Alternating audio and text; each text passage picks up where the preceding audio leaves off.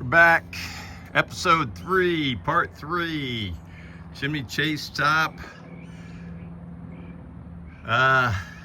reconditioned.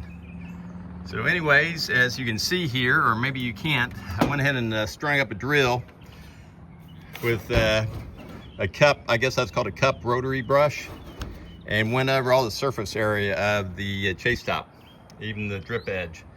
Some of the areas that you see that are darker, it's because I haven't brushed it off or blew it off yet.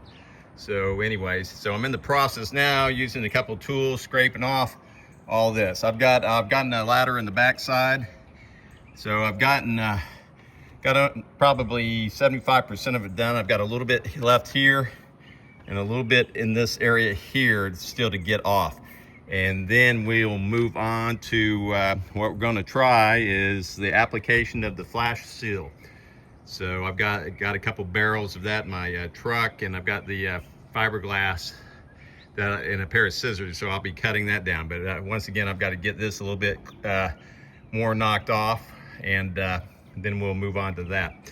And then also what I'm probably going to do is I'm going to do the flash seal first and then prime, because I really want to see if that flash seal is going to adhere, or if it's going to give me an idea of how well it's going to adhere before I start priming. Priming won't take very long, and then the primer dries within about 30 to 45 minutes, and you should be able to put on a coating of enamel immediately after that. So once we get going, the hardest part is what we're doing now. This stuff here was a pain in the rear end.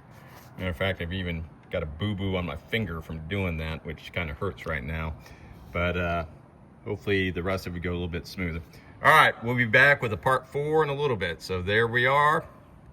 And make sure when you're having someone do this type of work for you that you got someone that's gonna be diligent and knows what they're doing. Have a blessed day.